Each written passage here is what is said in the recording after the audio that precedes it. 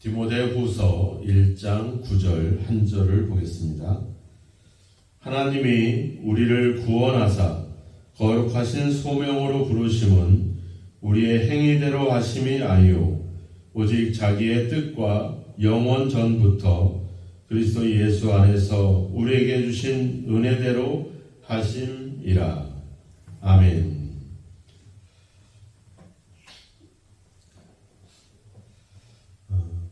우리가 신앙생활 함에 있어서 중요한 부분은 우리가 믿는, 우리가 따르고 있는 그분, 즉 하나님이 어떤 분이신가 하는 것을 아는 것이 너무나도 중요합니다.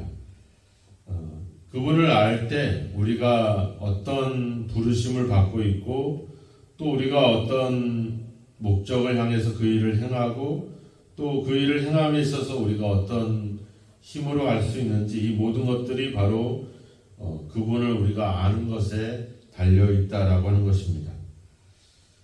바울은 디모데에게 8절에서 이야기했죠.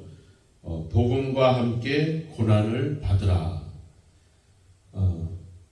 우리가 믿는 하나님을 우리가 모른 채 우리가 고난을 당하거나 이런 복음의 일들을 하게 된다고 한다면 우리는 이 고난을 견뎌낼 수 없겠죠.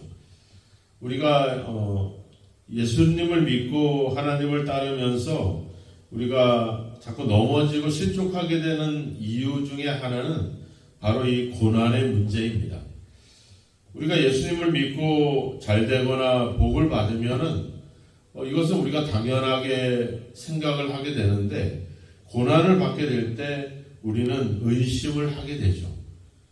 예수 믿으면 구원을 받고 예수 믿으면 복을 받는데 어떻게 이런 고난이 오고 시련이 오고 어려움이 올까 하는 문제입니다. 그래서 어떤 분들은 내가 병이 들고 또 내가 시련을 당하고 고난을 당하는 것을 되게 부끄럽게 생각하고 그것은 마치 내가 믿음이 없어서 된 것이냐 내 어떤 속내가 드러난 것처럼 보여져서 그런 일들을 되게 부끄럽게 여기는 분들이 많아요. 그래서 아픈 것을 숨기거나 또 어떤 여러 가지 어려움을 당하는 일에 대해서 그것을 드러내지 않고 말하지 않고 혼자 조용하게 처리하려고 하는 그런 사람들이 많이 있죠. 왜냐하면 우리가 고난에 대한 생각들을 잘못 갖고 있기 때문에 그렇고 그 고난을 통해서 하나님이 일하신다라고 하는 사실을 잘 알지 못하기 때문에 우리는 그런 문제 앞에 넘어지기도 하는 거죠. 우리가 예수님이 이제 제자들과 동행을 할 때 소경을 만나게 되죠. 그럴 때 제자들이 묻습니다. 저 사람이 저렇게 된 것은 자신의 죄 때문에 그렇습니까? 부모의 죄 때문에 그렇습니까? 라고 질문을 하죠. 그러니까 이 구약의 율법적인 생각을 가진 사람들은 율법은 그렇잖아요.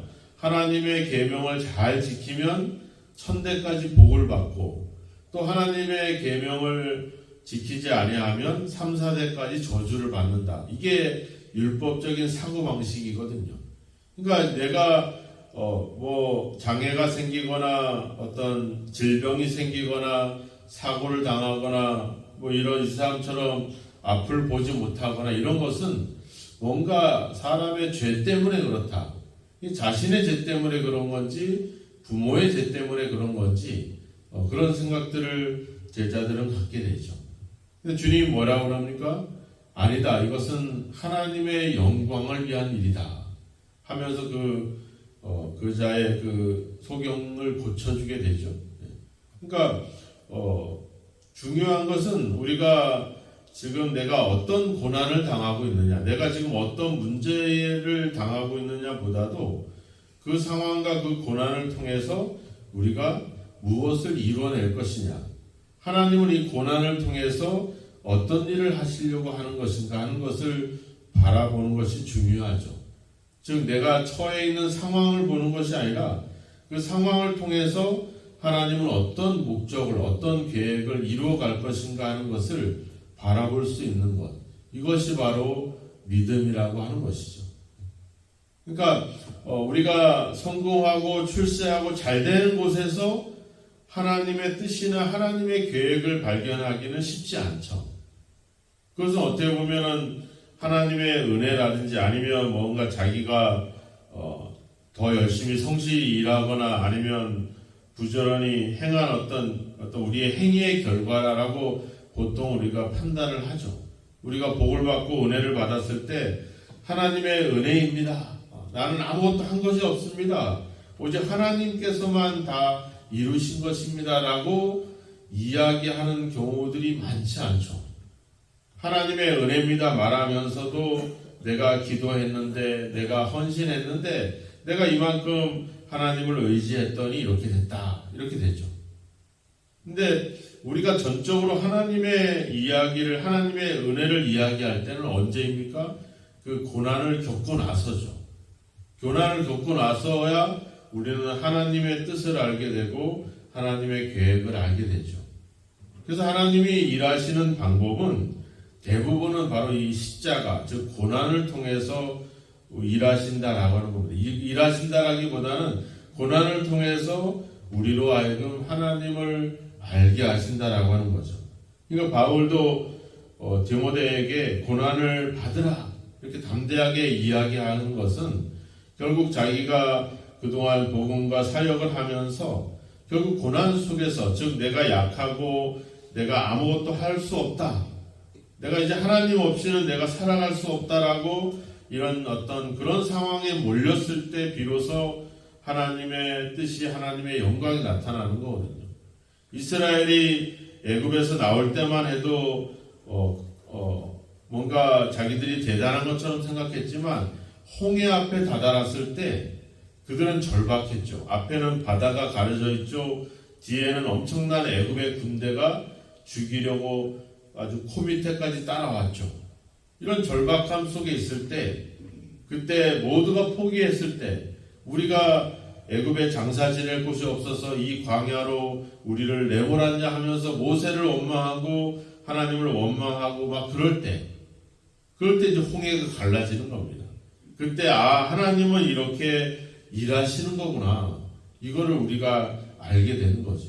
이게 그 고난이라고 하는 것은 바로 그런 어떤 하나님의 영광이 나타나는 그런 기회이기 때문에 우리는 고난받는 것을 두려워할 필요가 없죠. 오히려 고난과 시련 속에 하나님의 영광이 나타난다는 사실을 우리가 안다면, 또 하나님은 이 고난과 십자가를 통해서 일하신다라고 하는 사실을 우리가 안다면 우리가 당하는 일들이, 어려움들이 결코 절망이 아니라 오히려 하나님의 영광을 기대할 수 있는 그런 기대감으로 부풀게 되고, 그것이 바로 믿음이라고 하는 것입니다.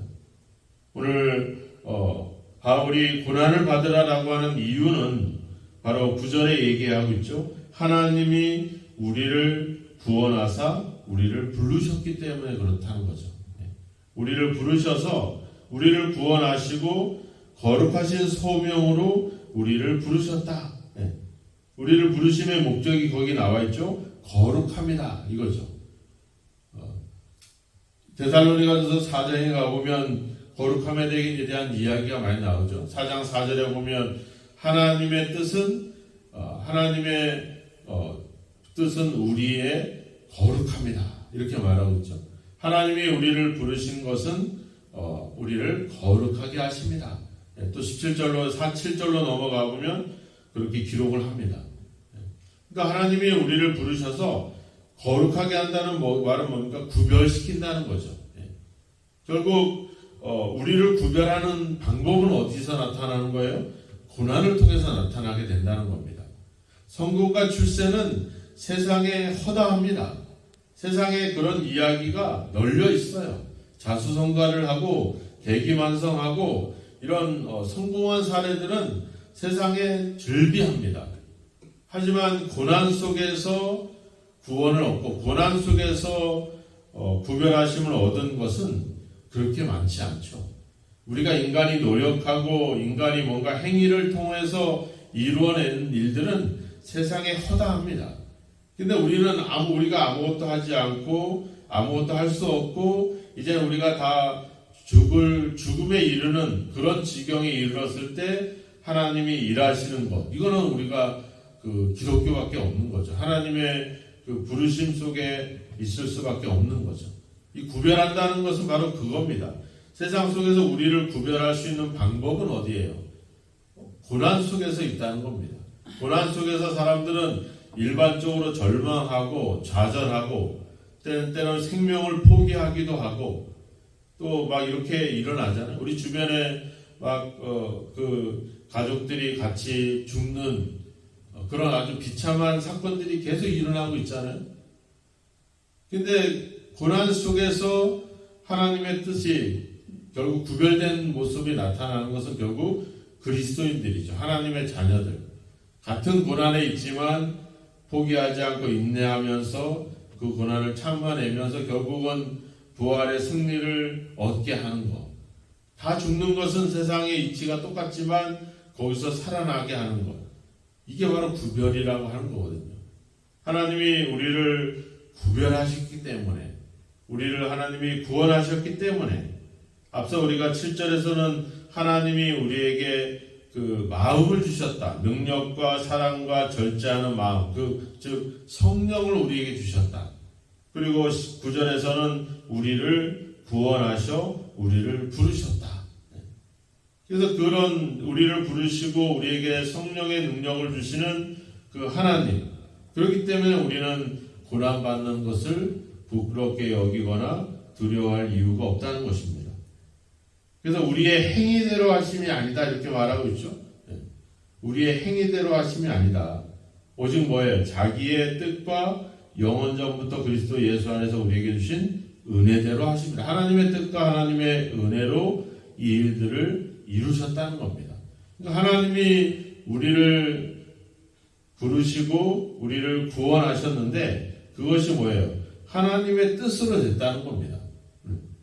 그러니까 하나님의 뜻이 우리가 예수를 믿은 다음에 이루어진 게 아니라 이미 우리가 예수님을 알기도 전에 하나님이 우리를 부르실 뜻과 계획들을 가지고 있었다는 것이죠. 이게 중요하죠. 에베소 1장에 바로 그 계획은 언제부터 시작됐더랬어요? 창세 전부터 하나님의 뜻이 생각이 됐다잖아요. 그의 뜻의 결정대로 결정하는 이의 계획을 따라 우리가 예정을 입었다. 이게 에베소 1장 11절의 얘기잖아요.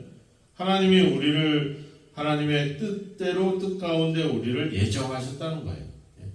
그것은 우리를 택하셨다라고 하는 거죠. 우리가 뭔데 그런 하나님의 뜻과 계획 가운데 우리가 구원을 얻고 부르심을 받을 수 있었을까?